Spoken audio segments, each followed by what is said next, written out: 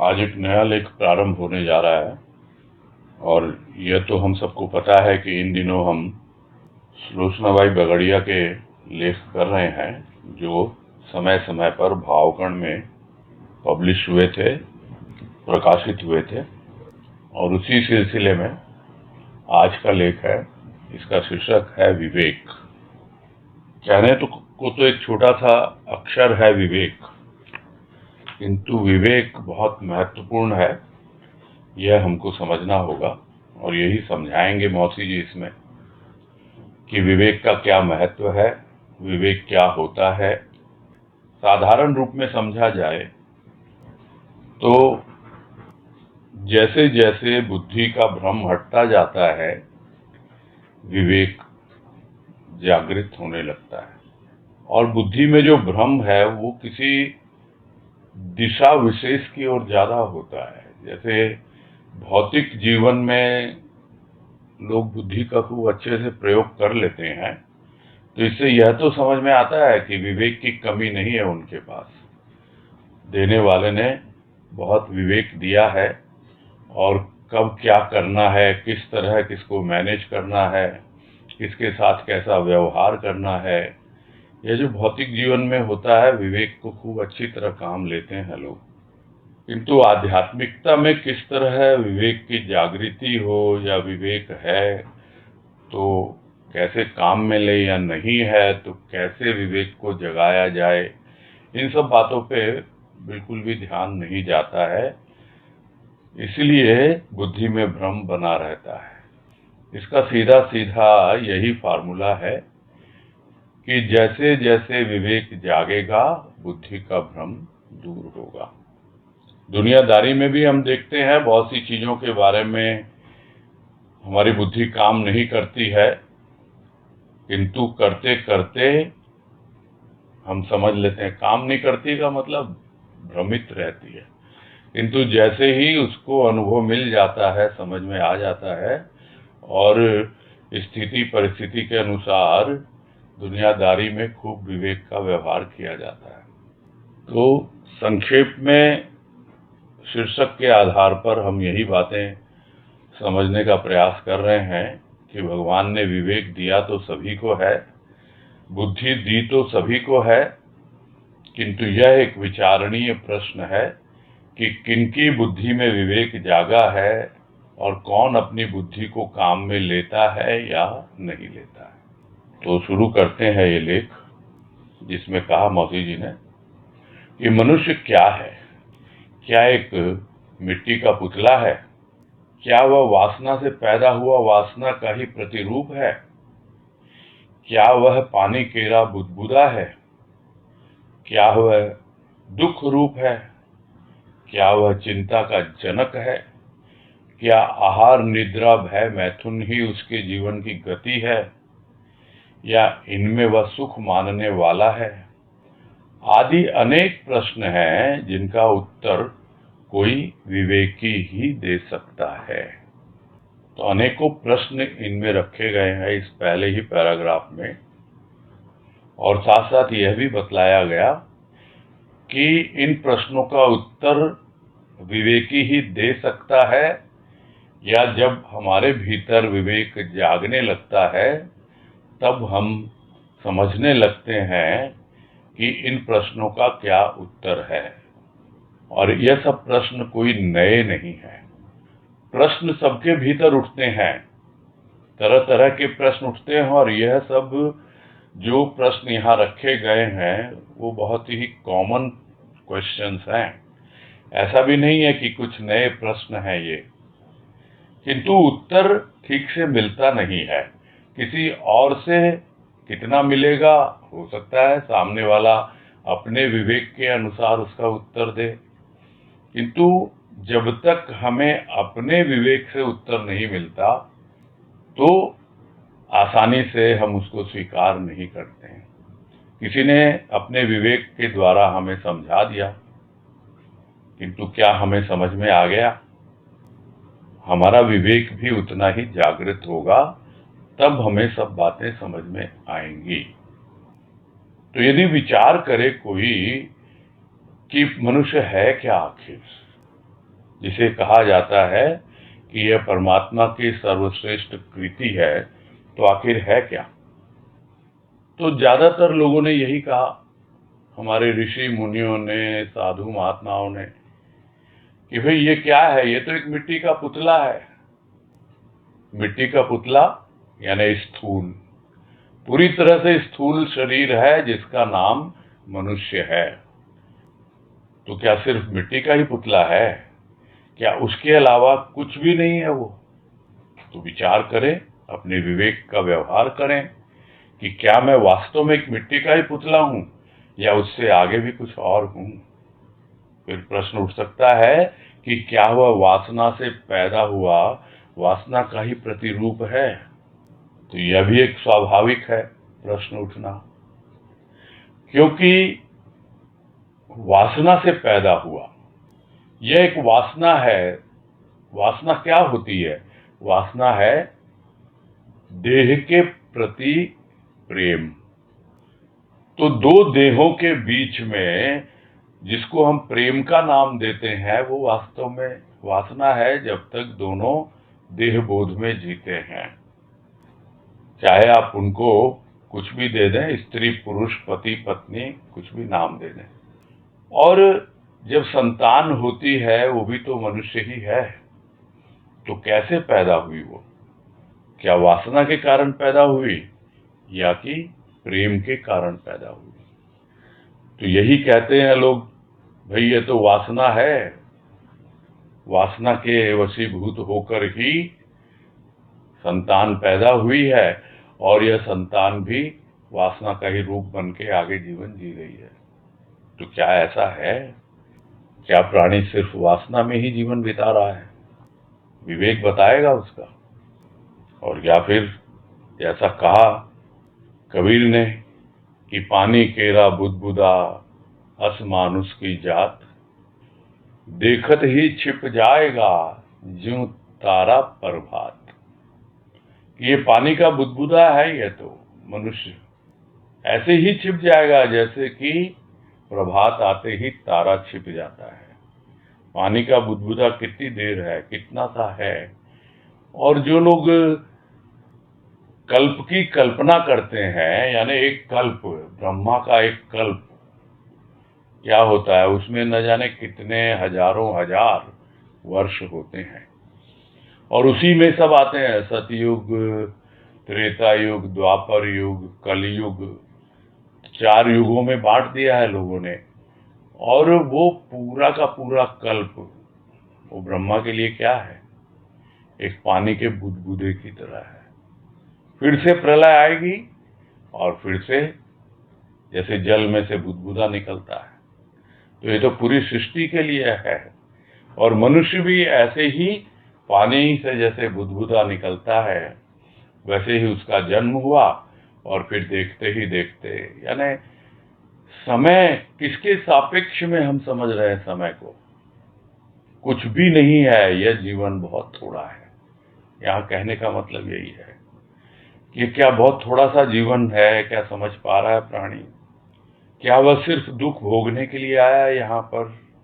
क्या सिर्फ चिंता ही चिंता उसके जीवन में है कि चिंता का बोझ सिर पे लेके घूम रहा है और लोगों को भी चिंता का ही रूप बतला रहा है और चिंता पैदा कर रहा है सबके लिए?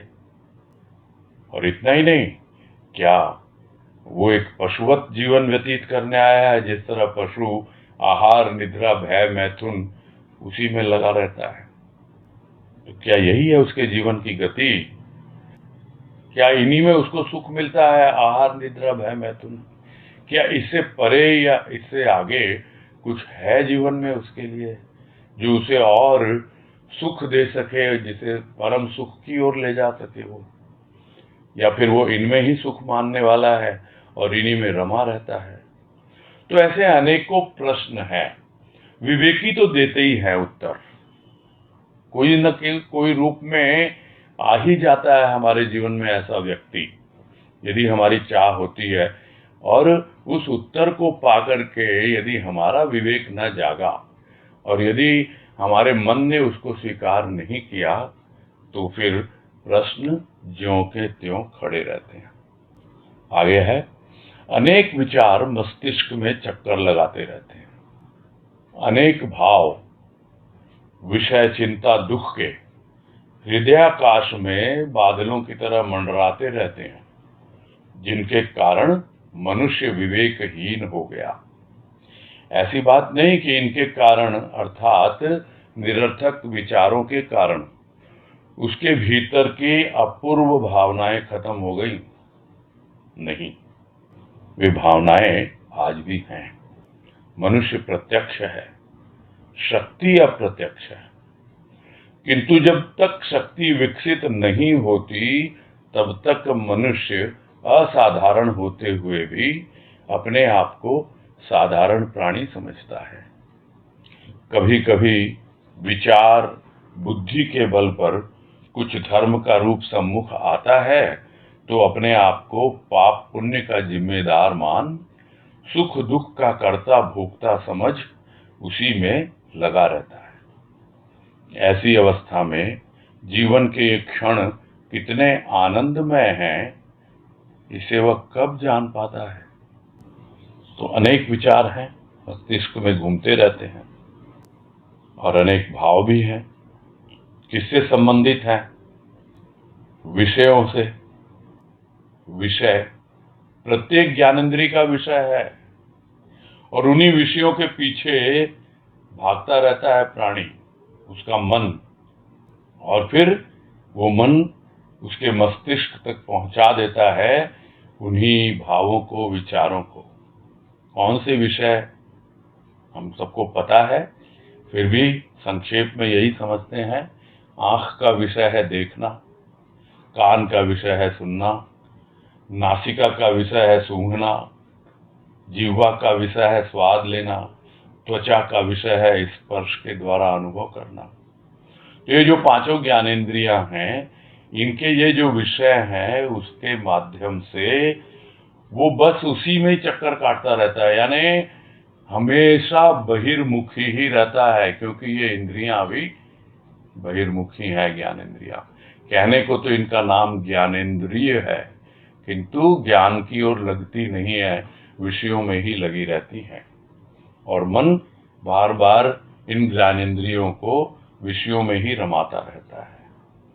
तो एक तो विषय हो गए, फिर चिंता से तो हम सब परिचित हैं, इसको एक्सप्लेन करने की कोई जरूरत नहीं है, और दुख भी हम जानते हैं क्या होता है। तो ये जो अनेक प्रकार के भाव हैं जो विषयों से संबंधित हैं, दुख और चिंता से संबंधित हैं, वो जो हमारा हृदय बिल्कुल एक आकाश की तरह, जिसको घटाकाश कहते हैं आध्यात्मिक भाषा में, वो जो घटाकाश है, आकाश भीतर का अंतर्घट, उसमें जैसे बादल मंडराते हैं, विचारों के बादल हैं ये, और घूमते रहते हैं यहां से वहां, वहां से वहां, और जो भी बुद्धि में प्रकाश आना चाहिए ज्ञान का, वो आ नहीं पाता है। जैसे कि सूर्य के आगे बादल घूमते रहें तो वो आगे बढ़ती ही नहीं, उसकी रोशनी, वो प्रकाश पहुंचता ही नहीं उसके आगे। यही अवस्था है जिसके कारण उसकी बुद्धि में विवेक जागता नहीं, विवेकहीन हो गया है प्राणी। और ऐसी बात भी नहीं है कि इन सब निरर्थक भाव विचारों के कारण उसकी जो भी भावनाएं हैं, जो संभावनाएं हैं, दोनों चीज है भीतर। भावनाएं हैं जो संभावनाएं लेके बैठी हुई हैं कि कोई एक ऐसी अवस्था बने जो पहले कभी नहीं हुई, अपूर्व अवस्था, यानी पूर्व में कभी नहीं हुई। तो वो अपूर्व भावनाएं प्रतीक्षा करती हैं, इंतजार करती हैं कब वो समय आएगा, किंतु पता नहीं लगता, खत्म नहीं होती, वो दबी रह जाती हैं। वो इन सब विचारों के, भावों के कारण जो निरर्थक हैं, ढक जाती हैं, एक आवरण पड़ जाता है उनके भीतर, खत्म नहीं होती है, वे भावनाएं रहती हैं। हमेशा रहती हैं, अब भी हैं, पहले भी थीं और आगे भी रहेंगी। किंतु उसको पता नहीं मनुष्य को। वो अपने आप को देखता है, क्या देखता है कि मैं मनुष्य हूं, मैं अपना चेहरा देख सकता हूं, हाथ पांव देख सकता हूं, समझ सकता हूं कि हाँ भाई मैं मनुष्य हूं। किंतु वो शक्ति कौन सी है जो मुझे परिचालित कर रही है, संचालित कर रही है, आगे बढ़ा रही है, वो शक्ति कौन सी है? वो तो प्रत्यक्ष नहीं है। जो पहले भी बात आ चुकी है कि हम घरों में देखते हैं बत्ती जल रही है, पंखा चल रहा है, हम बोल देते हैं ये बिजली का तार जुड़ा हुआ है इसलिए है। किंतु क्या बिजली को, इलेक्ट्रिसिटी को किसी ने देखा है अपनी आंखों से? वो तो अप्रत्यक्ष ही रहती है, उसके कार्य होते हैं, किंतु वो है क्या, वो तो उसके सामने आती नहीं, उससे परिचय उसका हो नहीं पाता। धीरे धीरे विकास हो। जो अप्रत्यक्ष है वो थोड़ा थोड़ा तो प्रत्यक्ष हो या न हो, कम से कम अपरोक्ष तो हो। अभी तो वो परोक्ष है, बिल्कुल पीछे की ओर छिपा हुआ है। अपरोक्ष जब होगा तो भले ही आंखों से न दिखाई दे, वो भले ही इंद्रिय गोचर ना हो, किंतु उसकी अनुभूति उसे अवश्य मिलेगी उस शक्ति की। कैसे? कि अब वो शक्ति विकसित हो रही है। किस तरह विकसित हो रही है? जैसे देखता है प्राणी कि मैं कितना वर्कआउट करता हूं, तरह तरह के एक्सरसाइजेस करता हूं, हाँ अब मुझ में विकसित हो रही है शारीरिक शक्ति, पता लगता है खुद को। वैसे ही है भीतर की जो मानसिक शक्ति है, जो उसके भीतर छिपी हुई है, अप्रत्यक्ष है, वो जब विकसित होगी तभी पता लगेगा। नहीं तो जब तक शक्ति विकसित होती नहीं तब तक मनुष्य अपनी शक्ति से अवगत नहीं हो पाता है। तो वो असाधारण बना के भेजा है परमात्मा ने। He is not just a common man. हम नहीं है साधारण, अपनी महिमा को जानते नहीं है, बस यही समस्या है। और हम साधारण प्राणियों के संग में रहकर हम उसी तरह समझ लेते हैं, जिसको कहा जाता है, एक थोड़ा छोटी सी स्टोरी सबको पता है हम लोगों को, कि वो शेर का बच्चा वो आ जाता है भेड़ों के झुंड में और उन्हीं की तरह मिमियाने लगता है और अपने आप को भेड़ ही समझता है। किंतु जब एक शेर को देखता है और शेर उसे उत्तेजित करता है, उत्साहित करता है, अरे तू अपने रूप को पहचान, तू है कौन, तब उसे होश आता है, अरे मैं तो शेर हूं, मैं तो असाधारण हूं। इन भेड़ों के झुंड में अपने आप को भेड़ समझ बैठा था, तो असाधारण होते हुए भी अपने आप को साधारण प्राणी मान बैठता वो। और देखा देखी, उन्हीं के देखा देखी जिनके साथ उठ बैठ है, कि थोड़ा बहुत अपना विचार भी करता है कि भाई मैं कुछ करूं धर्म के नाम पर, कुछ तो होना चाहिए ना, तो क्या करेगा? थोड़ा दान पुण्य करेगा तो समझेगा मैं पुण्य कमा रहा हूं, और कुछ गलत होगा तो लगता है मुझे बहुत मैंने पाप किए होंगे, उसका जिम्मेदार मानता है। और यही सोचता है कि पुण्य किए हैं उसके कारण मुझे सुख मिल रहा है, और जो पाप किए हैं उसके कारण दुख मिल रहा है। तो वही भोक्ता बन जाता है, क्योंकि वो कर्तापन में जीता है। तो वही कर्ता और भोक्ता अपने आप को समझा और उसी में लगा रहा सारी जिंदगी भर। तो कैसे उसे पता लगे कि जीवन का ये जो समय मिला है, एक एक क्षण जो है वो कितने महत्वपूर्ण है, कितने मूल्यवान है? कौन कह पाएगा? जिन्होंने इन क्षणों का, इन पलों का आनंद उठाया है, वही कह पाता है कि जीवन के क्षण कितने आनंदमय हैं।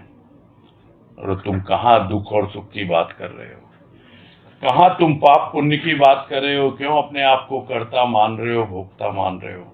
इन सबसे ऊपर उठो, देखो जीवन के क्षण कितने आनंदमय हैं। तो कब जान पाएगा वो? तो इसमें उत्तर निहित है। कब जान पाता है? जब उसका विवेक जागने लगता है, जब वो अपनी वस्तु स्थिति को समझने लगता है कि हाँ, कैसा जीवन में बिता रहा हूं। आगे है, विवेक एक प्रवाह है जिसके द्वारा मनुष्य अपने भीतर की अनेक कल्मश दुर्भावनाओं को बाहर फेंक शुद्ध बन पाता है। बुद्धि सहधर्मिणी है इसकी, अर्थात विवेक की। यदि यह बुद्धि साथ दे तो बहुत कुछ पा सकता है प्राणी इस जीवन काल में, किंतु उस बुद्धि ने सुनहले संसार को माया रूप जान भ्रम का जामा पहन रखा है। मन आनंद के अभाव में होश खो बैठा, चित्त ने चिंता को प्रश्रय दिया बल के अभाव में, अहंकार में रोष भर आया मैं का मवाद के रूप में। साधारण सा ही मैल स्रोत का मुख बंद करने के लिए पर्याप्त है।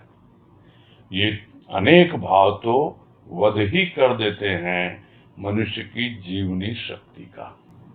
तो विवेक है क्या? एक बार जागे, थोड़ा सा आगे बढ़े तो अपने आप ही वो बढ़ता चला जाता है। वो जो भीतर छिपी हुई जो असाधारण प्रतिभा है, वो जो भीतर छिपी हुई असाधारण शक्ति है, जो भी अप्रत्यक्ष है, वो अनुभव में आने लगती है जब विवेक जागता है और उसके द्वारा एक प्रवाह बनता है। और जब वो प्रवाह बनता है तो तुरंत उसे समझ में आने लगता है किस तरह का जीवन जी रहा हूं मैं, कितनी गलत भावनाएं मेरे भीतर उठ रही हैं, कितनी गंदगी मेरे भीतर है।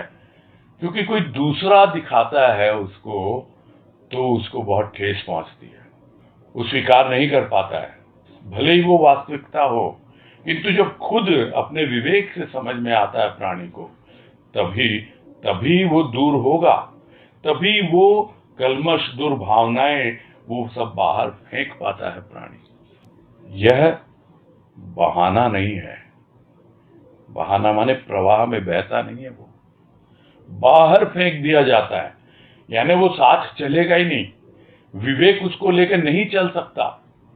विवेक ऐसा है कि उसको सहन होता ही नहीं। भाई तू कौन, चल किनारे हट, हो गया बहुत, अभी तक मेरे को होश नहीं था, इसका पता नहीं था, अब नहीं, उठा के फेंक देता उसको बाहर। अरे ये क्या कबाड़ पड़ा हुआ है मेरे भीतर, सड़ांध है एकदम। जैसे हम देखते हैं कहीं कोने में कोई चीज पड़ी हुई है, सड़ रही है, हमको पता ही नहीं उसका। उसी तरह जितना कल्मश, जितनी दुर्भावनाएं, ये सब उठा करके बाहर फेंक देता है और खुद साफ सफाई करके शुद्धता की ओर आगे बढ़ जाता है मनुष्य विवेक के द्वारा। स्वाभाविक है, यहां सहधर्मिणी बताया है बुद्धि को, यानी विवेक यदि पुरुष है तो बुद्धि उसकी भार्या है, यानी पत्नी है। खैर, भाव तो वही है। बुद्धि का विवेक है या विवेक की बुद्धि है, यह कोई विशेष विचारणीय बात नहीं है।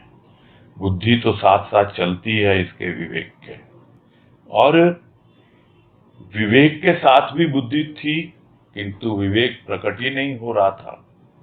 तो बुद्धि की क्या अवस्था थी? बुद्धि की अवस्था थी कि वो दुनिया में जो चल रहा है इधर उधर, कितना सुंदर है, ये इतना अच्छा है, ये है, समझ ही नहीं पा रहा था कि ये माया का भ्रम है, उसी में उलझा हुआ था। और जब साथ देने लगती है बुद्धि इस विवेक का, तो क्या नहीं हो सकता। यदि पत्नी और पति दोनों में सामंजस्य हो तो गृहस्थी कितनी अच्छी तरह चलती है। वैसे ही है, विवेक तो आया और बुद्धि स्वीकार करे, हाँ भाई मैं तो फंसी हुई हूं अभी ये संसार में, अभी भी भ्रम का घूंघट ओढ़ रखा है मैंने, उसका जामा पहन रखा है, तो विवेक क्या बोलेगा? अरे उतार फेंक इसको। बोले नहीं नहीं, अभी कैसे, अभी तो नहीं कर सकती हूं मैं, मुझे तो लाज आती है तुम्हारे सामने। अरे क्या लाज? अगर तू उसकी सहधर्मिणी है, पत्नी है, तो उससे क्या लाज? तो यह जब समझ में आने लगता है, विवेक बतलाने लगता है बुद्धि को कि अरे देख, तुमने तो इस संसार को, माया है ये, और तू भ्रम में जी रहा है, ये माया ही भ्रम है, अन्यथा कुछ है नहीं। माया है क्या? भ्रम का ही नाम माया है। जिस दिन भ्रम दूर होने लगता है विवेक के द्वारा, माया का रूप भी प्रकट होने लगता है और बुद्धि पे से भ्रम का आवरण हटने लगता है। तो बुद्धि ने पहन रखा है माया का भ्रम रूपी जाल, इसीलिए परेशान है। और अगर हो जाए, अगर बुद्धि मान ले विवेक की बात और उस दिशा में आगे बढ़े, तब तो कुछ समझ में आए। किंतु अवस्था क्या है प्राणी की कि भ्रम भरा हुआ है बुद्धि में, ओढ़ रखा है भ्रम का जामा। और क्या है, मन को मिला नहीं ना आनंद। थोड़ा थोड़ा कहीं मिल जाता है, खुशी मिल जाती है थोड़ी सी, कहीं थोड़ा सुख मिल जाता है, इससे ज्यादा नहीं। आनंद है ही नहीं उसके अभाव में, तो कैसे होश है ही नहीं उसको। बुद्धि की सुनता नहीं है, बोलता तू पहले अपने आप को संभाल, तू खुद ही भ्रमित है, मुझे समझाने आई है। तो मन तो बुद्धि की सुनने के लिए बहुत ही, ये तो विवेक जब आता है बुद्धि के साथ, तब दोनों मिल करके मन को कुछ समझाते हैं कि देख भाई, तू दुख सुख में कब तक खेलता रहेगा, आनंद है तेरे जीवन में। अरे मन, तेरा मनमोहन आ गया है, बांसुरी बजा रहा है भाव की, चल उधर चल, कितना आनंद आएगा, सुन उसको। और तू लगा हुआ है ये उल्टी सीधी धुन सुनने में, दुनिया की पर निंदा पर चर्चा, उसी में रमा हुआ है तुम, इसीलिए आनंद का अभाव है। तो होश खो बैठता वो, बुद्धि समझा नहीं पाती है। और चित्त ने क्या कर रखा है? चित्त ने तो चिंता को दे रखा है स्थान अपने भीतर। क्यों आ गई चिंता भाई? रोकते ना उसको, इसलिए आ गई क्योंकि रोकने की ताकत नहीं है। तो बल के अभाव में चित्त ने चिंता को प्रश्रय दिया। चित्त में इतनी ताकत नहीं है अभी कि वो रोक पाए चिंता को, कि नहीं नहीं, मैं चिंतन में लगा हुआ हूं, मैं प्रभु चिंतन में हूं, प्रभु का सुमिरन कर रहा हूं, उसकी वाणी मनन किया, अब चिंतन में हूं, तू चल यहां से अभी। क्या ये बोलने की हिम्मत है हमको चिंता को? इतना बल होगा तभी बोल पाएगा, वो बल है नहीं, तो अपने आप ही चिंता चुपचाप घुस जाती है अंदर चित्त में। और अहंकार, अहंकार की तो बात ही अनोखी है, बिल्कुल अनोखी है।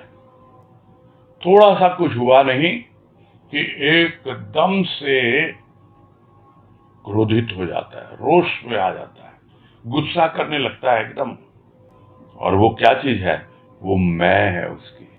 अरे भाई, ये अहंकार, ये मैं जो है ना, ये कितना पुराना तेरा घाव है, कितनी इसमें मवाद भर चुकी है, सड़ गया है, और फिर भी तू इस मैं को हटा नहीं रहा। क्या अवस्था है तेरी? होता है ना, कोई छूता है थोड़ा सा भी, कोई घाव जो मवाद से भरा हुआ, थोड़ा सा छुआ, लग जाए लग जाए, वैसे ही एकदम अहंकार बिदक जाता है, रोष से भर जाता है एकदम। ये हालत है अहंकार की। यानी मन बुद्धि चित्त अहंकार, चारों की क्या अवस्था है विवेक के अभाव में, इसका वर्णन है इसमें। ये सबका मैल है, गंदगी है। अब हम देखते हैं, थोड़ा सा भी अगर मैल होता है, थोड़ी सी भी गंदगी होती है, तो स्रोत का मुख बंद करने के लिए पर्याप्त है। यानी जहां से वो जल आ रहा है, यानी विवेक यदि एक प्रवाह के रूप में बाहर निकलना चाह भी रहा है, तो ये थोड़ा सा मैल भी अगर होगा ना इनमें, बस वो आके उसके ऊपर में ढक्कन लगा देंगे, बंद कर देंगे, उसको बहने ही नहीं देंगे, विवेक को आगे बढ़ने ही नहीं देंगे।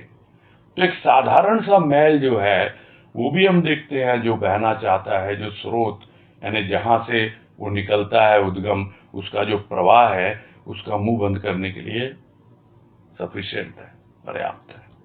और ये तो सब देखो एक से एक चैंपियन है, एक से एक बढ़ के सब सामने खड़े हुए हैं।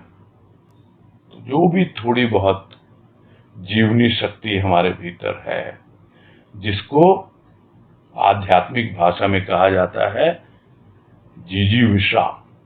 जीविषा माने जीने की एक शक्ति होती है, प्राण शक्ति, प्राणों में वो सूक्ष्म की शक्ति। अगर थोड़ा बहुत भी उसका अनुभव किसी को होता है, बस गया हो, तो उसको ये सब मार मुड़ के कोने में फेंक देते हैं, एकदम वध कर देते हैं। वध करना क्या है? मार देते हैं, मिटा देते हैं, और वो उठ के बैठ ही नहीं पाता प्राणी। उसी तरह रेंगते रेंगते नाली के कीड़े की तरह सारा जीवन व्यतीत कर देता है, खड़ा ही नहीं हो पाता, अपने आप को जान ही नहीं पाता, समझ नहीं पाता कि क्या मेरे साथ हो रहा है, क्या मेरे जीवन में हो रहा है। आगे है, मनुष्य क्या है क्या नहीं, यह कहना तो उचित नहीं जान पड़ता, क्योंकि जैसे विचार होते हैं वैसा ही जीवन बनता है। किंतु मान्यताएं हैं जिनके बल पर मनुष्य बहुत कुछ बन सकता है।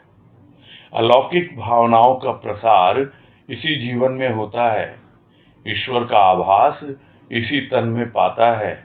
यहाँ तक कि कुछ व्यक्ति इसी तन में ही ईश्वर रूप बन जाते हैं। उनके भाव विचार इतने उच्च होते हैं कि वे विचार ही अन्य व्यक्तियों के पथ प्रदर्शन का कारण बन जाते हैं। वे भी मनुष्य हैं जो अपने जीवन के आनंद को भूल दुख रूप जीवन बिता रहे हैं, और ये भी मनुष्य हैं जिनके विचार अन्य के लिए सुख शांति का कारण है। ऐसे व्यक्ति मानव तनधारी भगवान के रूप में पूज्य हैं।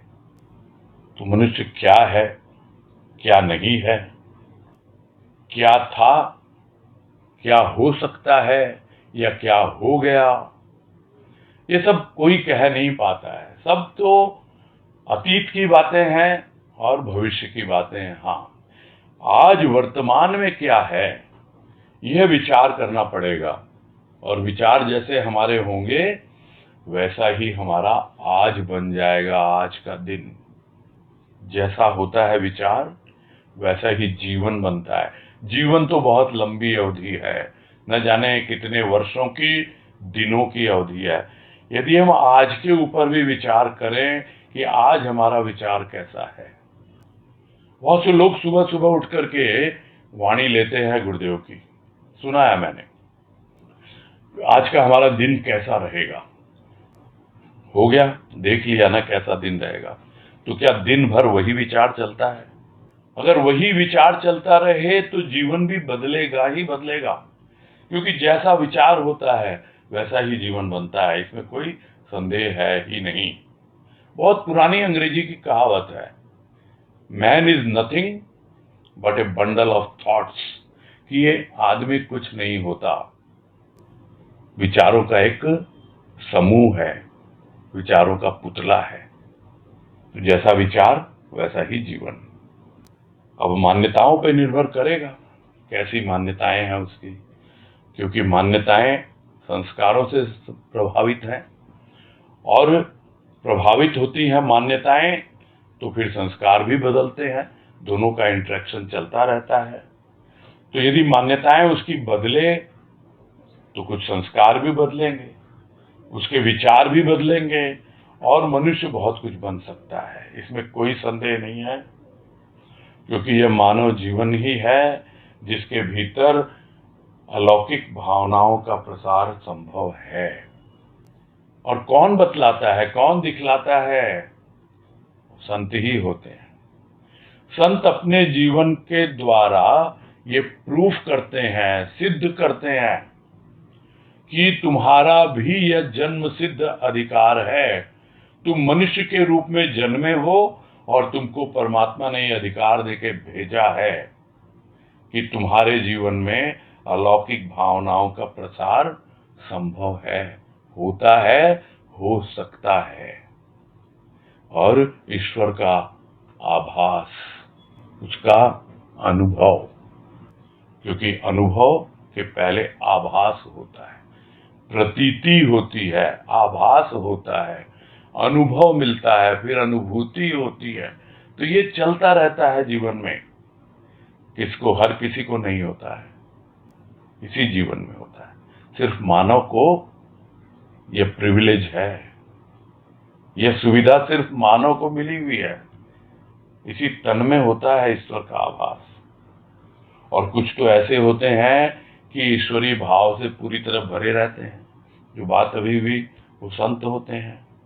तो ये मानव तन होता है, उनका ऊपर का एक ढांचा होता है, वो मानव का होता है, किंतु वो मानव होकर भी ईश्वरीय रूप में रहते हैं। क्यों? क्योंकि उनके भाव विचार इतने उच्च रहते हैं, उनकी अलौकिक भावनाएं वो इस संसार में अपने आप प्रसारित होती हैं। उनको प्रचार नहीं करना पड़ता, दौड़ धूप करके, कोई पंडाल लगा के, माइक लगा के लोगों को बुलाना नहीं पड़ता।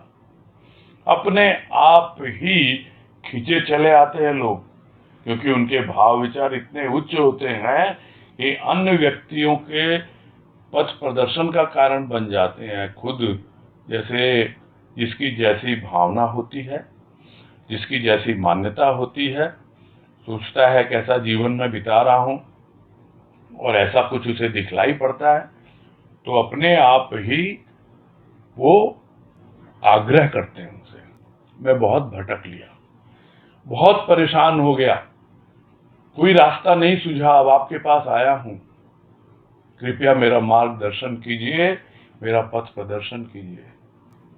और अपने आप साथ चलता है वो, प्रदर्शन करके, ये नहीं इधर चला जा, उंगली दिखा दी, देखिए ये रास्ता है, नहीं, उंगली पकड़ के चलता है साथ। तो एक और तो वो मनुष्य है जो अपने जीवन के आनंद को भूल बैठे हैं और दुखी जीवन व्यतीत कर रहे हैं, और दूसरी ओर ये भी मनुष्य ही है जो इतने उच्च भावनाओं में, विचारों में जीते हैं और सुख शांतिपूर्ण जीवन व्यतीत कर रहे हैं, और लोगों को भी सुख शांति के लिए प्रेरित करते हैं। तो फिर क्या है, ऐसे व्यक्ति को क्या कहा जाए? भगवान की तरह पूजनीय है ये कहा जाए, या ये कहा जाए कि साक्षात भगवान ही संत के रूप में, सदगुरु के रूप में इस धरा पर आया है। सिर्फ पूजने से नहीं होता, किसकी पूजा है, कौन पूजने वाला है, ये सब भी विचारणीय विषय है।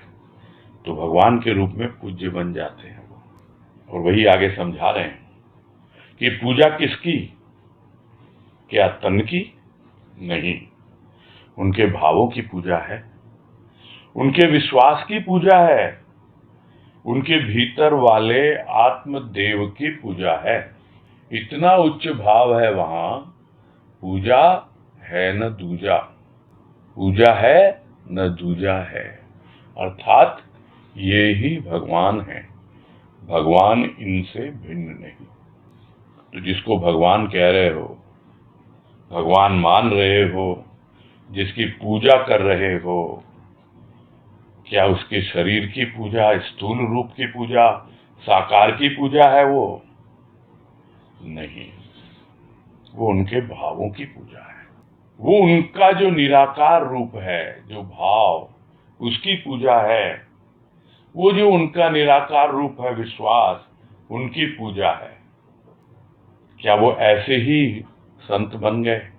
क्या वो ऐसे ही सदगुरु बन गए? नहीं, उन्होंने भी किसी की पूजा की और उसे व्यक्ति नहीं माना, उसके तन की पूजा नहीं की, उसके भाव की पूजा की, और उस पे इतना विश्वास किया अपने इष्ट पर।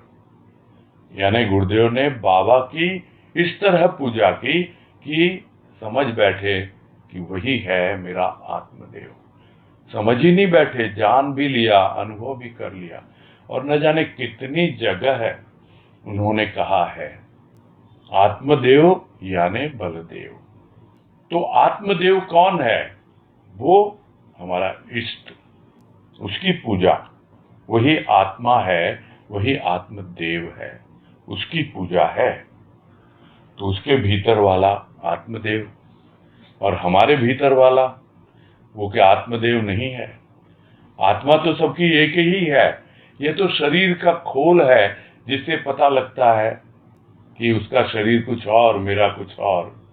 विचारों में भी मतभेद हो सकता है, उसके ऐसे विचार भावों में भी हो सकता है, यानी स्थूल में सूक्ष्म में भेद हो सकता है, अंतर हो सकता है। किंतु आत्मा, आत्मदेव, वो तो दोनों का एक ही है। अब गुरुदेव उसको यदि बलदेव कहते हैं, वो इसलिए कहते हैं ताकि लोग कंफ्यूज न करें, भ्रमित ना हो जाएं, क्योंकि अभी उनका अपने भीतर बैठे हुए उस आत्मदेव से परिचय नहीं हुआ। तो उनके भीतर वाले आत्मदेव की पूजा है। तो हम किसकी पूजा कर रहे हैं? उसकी आत्मा की पूजा कर रहे हैं।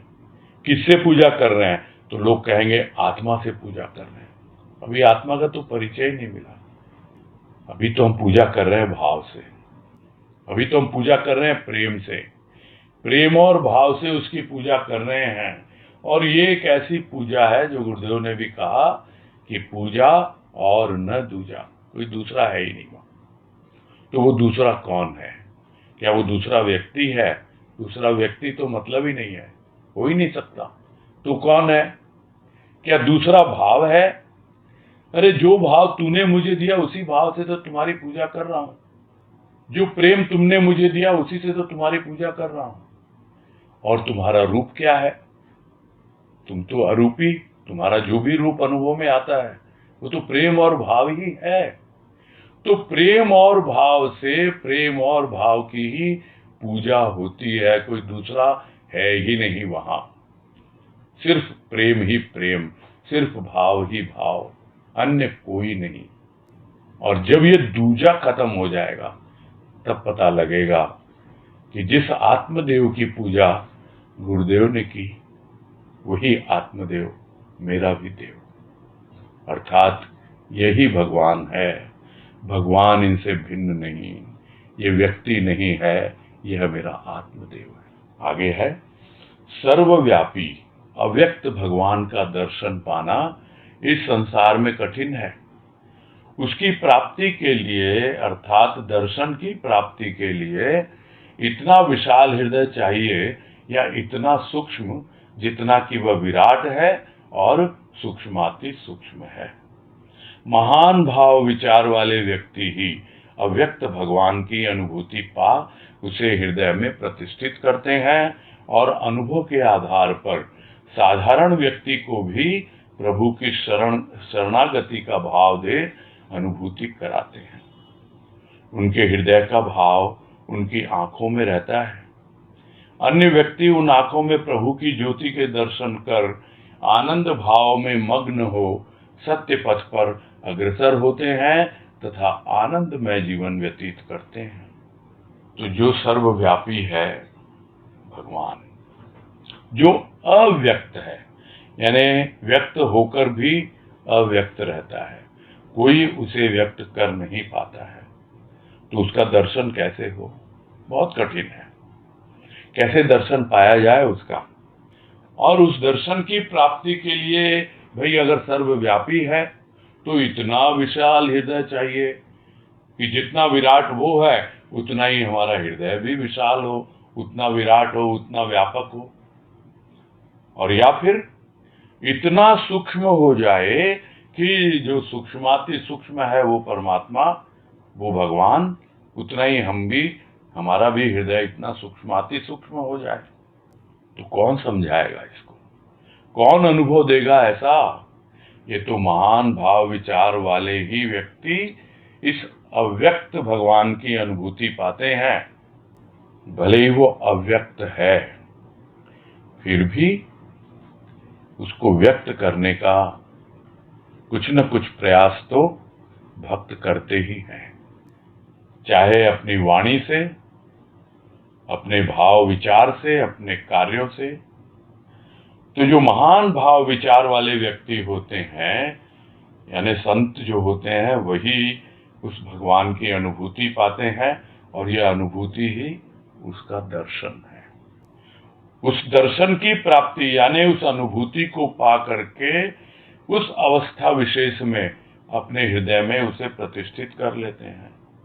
और जो भी उनको इस प्रोसेस में अनुभव मिले हैं, आत्मदेव तक पहुंचने में और वापस उस अवस्था तक पहुंचने में, जब वो व्यक्त कर रहे हैं, तो जो भी अनुभव है उसी के आधार पर साधारण प्राणी को भी प्रेरित करते हैं, बतलाते हैं कि तुम भी प्रभु की शरण लो, शरणागति का भाव लो, तो धीरे धीरे तुम्हारे जीवन में भी विश्वास आएगा। और जैसे जैसे विश्वास आएगा, तुम्हारी भक्ति और आगे बढ़ेगी। भक्ति आगे बढ़ेगी तो समझ में आएगा कि बिना प्रेम भाव के यह भक्ति अधूरी है। तब प्रभु के प्रेम भाव की भी अनुभूति तुम्हें मिलेगी। और जैसे जैसे प्रेम भाव प्रगाढ़ होता जाएगा, तुम्हारी पूजा दिन दूनी रात चौगुनी तरक्की करती चली जाएगी। सूक्ष्माति सूक्ष्म, व्यापक से व्यापक। पता ही नहीं लगता प्राणी को, कब तो वो सूक्ष्म में आ जाता है और कब उस अवस्था में पहुंच जाता है। यह तो जिसकी शरण में है वही जाने। तो वही शरणागति का भाव दे करके अनुभूति कराते हैं भक्त को, और उनके हृदय की जो भी भावनाएं हैं, जो भी उनका भाव है, उनकी आंखों में हमेशा उपस्थित रहता है। आंखें देखते ही पहचान लेंगे, लेकिन उनको देखने के लिए वो आंखें भी तो चाहिए ना। एक साधारण प्राणी को हम जिन आंखों से देखते हैं, उन्हीं आंखों से यदि हम संत की आंखों में देखें, उसका आह्वान स्वीकार करके कि वो कहता है मेरी आंखों में देख, तो क्या हमें वो भाव की अनुभूति हो जाएगी? थोड़ा बहुत भाव तो हमारे भीतर भी होना चाहिए कि मैं इन आंखों में क्यों देख रहा हूँ। इसलिए देख रहा हूँ कि मुझे भी उस भाव की अनुभूति हो, जिस भाव को तुमने आजीवन जिया है। हे भाव योगी संत, मुझे भी वो अनुभूति कराओ। तो उनके हृदय का भाव तो रहता ही आंखों में। हम भी अपने हृदय को अपनी आंखों से जोड़ें और दोनों की आंखें आपस में मिले, तभी हृदय से हृदय का स्पंदन होता है, और जो भी अनुभूति का ट्रांसमिशन होता है वो तभी संभव है। और जो भी इस दृष्टि से देखेगा प्रभु की आंखों में, तो प्रभु की ज्योति का दर्शन पाता है और आनंद मगन होकर के सत्य पथ पर अग्रसर होता है और आनंदमय जीवन बिताता है। तो ये सब तो बातें कोई नई नहीं है, अनुभव प्रमाण है इसका। कितना ही पढ़ लें हम, कितना ही सुन लें, कितना ही हम वो कर लें, जब तक हमें वो अनुभूति नहीं होती, तब तक हमारे लिए ये सब कोरी बातें ही हैं। हमको समझना है कौन है वो, तो वही समझा रहे हैं आगे कि मनुष्य का साथी कौन है। साथी तो वो अज्ञात है जो प्रत्येक क्षण रहता है साथ, श्वासों के रूप में, किंतु कुछ अंशों में मनुष्य के अपने ही विचार उसके साथी हैं। जैसे विचार होते हैं उसी के अनुसार हास परिहास में जीवन व्यतीत होता है। कुछ साथी स्थूल साथी के रूप में रहते हैं, जिन्हें साथी कहना उचित नहीं जान पड़ता, क्योंकि ये साथी हैं या स्वार्थी, यह तो अनुभव ही बतला सकता है। मनुष्य संसार की प्रत्येक वस्तुओं को तथा जिसे न देख पाया उसे देखने के लिए आज भी लालायित है। देखना था जीवन, उसे ही न देख पाया। देखना था जीवन बनाने वाले को, जिसने अपनी कृति से कैसे यह रहस्यमय तथा रसमय जीवन बनाया है, उसे भी न देख पाया। देखता रहा उसकी बनाई हुई अन्य वस्तुओं को। पूरा एक लेख लिख दिया गुरुदेव ने इसी टॉपिक पर, इसी विषय पर, मेरे साथी। और ये बहुत बहुत महती कृपा गुरुदेव की रही कि इस नाचीज के द्वारा उसका विश्लेषण हुआ बॉम्बे सदन में, बांद्रा में, और वो यूट्यूब पर भी है उपलब्ध। यहाँ कहने का मतलब क्या है कि हमें समझना है कि मनुष्य का साथी कौन है। तो गुरुदेव स्वयं समझाते हैं उस लेख में कि कौन है मेरा साथी। अभी तो हम इस पैराग्राफ पर फोकस करते हैं कि कौन है मनुष्य का साथी। साथी तो वो अज्ञात है, अज्ञात है, जानता ही नहीं उसको, इसीलिए वो अज्ञात बना हुआ है। प्रत्येक क्षण वो रहता है, श्वासों के रूप में रहता है। तो श्वास तो आ रही है, जा रही है, कहाँ जा रही है, आ रही है, प्राणों में जा रही है। तो यह तो समझ में आ गया कि वो कौन है, वो मेरे प्राणों का साथी है। और यही बात गुरुदेव ने उस लेख में भी कही है। किंतु वो जो प्राणों का साथी है, कौन से प्राणों का साथी है? क्या स्थूल प्राणों का? स्थूल प्राणों का साथी तो ये श्वास है। वो तो सूक्ष्म प्राणों का साथी है। वो समझना बहुत कठिन हो जाता है। क्यों? क्योंकि अभी उसके भाव विचार वैसे बने नहीं। इसीलिए भले ही श्वासों के रूप में वो प्राणों का साथी जो हमारे लिए अज्ञात बना हुआ है वो है उसके साथ, किंतु कुछ अंशों में तो उसके विचार भी उसके साथ ही हैं।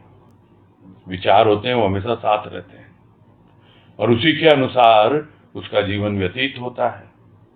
उसी के अनुसार वो हंसता है, खेलता है, खुशियां मनाता है। हास परिहास, हंसना, मजाक करना, ठिठोली करना, यही हास परिहास है। मौज मस्ती करना, इसी तरह जीवन बिताता है जैसे उसके विचार होते हैं। और अकेले उसको मजा आता नहीं। मौज मस्ती अकेले कैसे हो? तो साथी तो चाहिए ना। किंतु वो साथी जो है अज्ञात, उसका अनुभव मिलता नहीं, इसलिए साथी ढूंढता है। तो मिल जाते हैं स्थूल साथी उसको कुछ। अब वो साथी हैं या स्वार्थी हैं, यह तो खुद को ही समझना होगा। कौन ऐसा साथी है जो निस्वार्थ भाव से साथ निभा रहा है, जिसको बदले में कुछ भी नहीं चाहिए? कम से कम जो साथ निभा रहा है या साथ चल रहा है या साथ आगे बढ़ रहा है, उसको उससे कुछ नहीं चाहिए। वो केवल साथ देता है। तो विचार साथ देता है। वो विचार किसके हैं? वो हमारे प्रभु के दिए हुए। वो भाव किसके हैं? उसके ही हैं। उसका रूप क्या है? प्रेम है, भाव है। तो यदि वो प्रेम और भाव हमारे साथ है, हमेशा हमारा साथी है, तो फिर प्रभु हमारा साथी है। इसमें क्यों हमें कंफ्यूजन होना चाहिए? बिल्कुल भी नहीं है। स्थूल में आता है कोई उन्हीं प्रेम भाव को व्यक्त करने के लिए। सबके जीवन का अनुभव है, किसी न किसी रूप में गुरुदेव साक्षात आए हैं उनके जीवन में, किसी न किसी रूप में गुरुदेव ने भेज दिया है किसी को उनके जीवन में। तो इस प्रकार से मालूम पड़ता है कि वो साथी साथ निभा रहा है। किंतु ये साथी जो स्वार्थी हैं, तो क्या इन्हें साथी कहना उचित है? भाई ये तो अनुभव से ही पता लगता है कि कौन अपने स्वार्थ की पूर्ति कर रहा है और उसकी वजह से साथ निभा रहा है, और कौन निस्वार्थ भाव से हमको आगे बढ़ा रहा है। ये तो हमें ही पता होना चाहिए, अनुभव ही बतला सकता है उसको। तो मनुष्य जो है खोजता है कौन है मेरा साथी, कौन नहीं है मेरा साथी। ये थोड़ी सी बातें रह गई हैं, वो कल करेंगे। अभी समय भी हो रहा है पूरा। समय ज्यादा है नहीं। हरिओम भैया। हाँ हरिओम, बोलिए। बस 2 शब्द का खाली छोटा सा विश्लेषण बता दीजिए। मनन और चिंतन दोनों में फर्क है क्या भैया? बहुत फर्क है।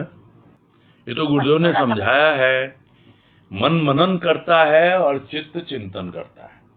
मन और चित्त में जो फर्क है, पता है आपको? मन और चित्त में जो फर्क है, बातें होती रहती हैं। आज भी बात आई।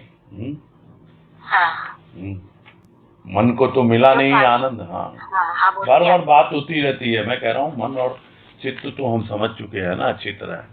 तो मन के द्वारा जो कार्य होता है वो मनन हाँ, कहलाता है, और चित्त हाँ, के द्वारा जो ये सूक्ष्म के कार्य हैं, हाँ, जब तक मन मनन नहीं करता वो चित्त तक पहुंचेगा नहीं। यदि सीधे सीधे आप चिंतन में लग जाओगे तो उसका सार हाँ, पूरी तरह ग्रहण नहीं कर पाओगे। ये सूक्ष्म की एक प्रोसेस है, उस हाँ, प्रोसेस से गुजरना होता है। इसीलिए ये हाँ, दोनों शब्द एक साथ आते हैं, मनन चिंतन, हाँ, या चिंतन मनन भी बोल देते हैं। उसका कहने का मतलब ही यही होता है कि मन हाँ, के धरातल पर पहले मनन करें, फिर हाँ, वो हाँ, आगे जाएगा चित्त के धरातल पर, क्योंकि हमको हाँ, पता है चित्त का धरातल मन से ऊपर होता है। तो चित्त फिर चिंतन करता है। और जो चिंतन मनन ध्वनि जो लेख है हाँ, गुरुदेव का, उसमें तो जी, गुरुदेव ने बहुत अच्छे से समझाया कि जब मन मनन करता है तब जाकर के वो सूक्ष्म का रूप लेती है वो ध्वनि, और हाँ, उसके बाद में जब चित्त चिंतन करता है तब वो सूक्ष्मतर होती है, और तब आगे बढ़ती है वो सूक्ष्मतम की ओर, यानी प्राणों तक पहुंचती है फिर वो। ये है बात। ठीक है, धन्यवाद है बहुत बहुत। समझ में आ गया ना? बस ठीक है, धन्यवाद की कोई बात नहीं। ठीक है, पूरा करते हैं अब।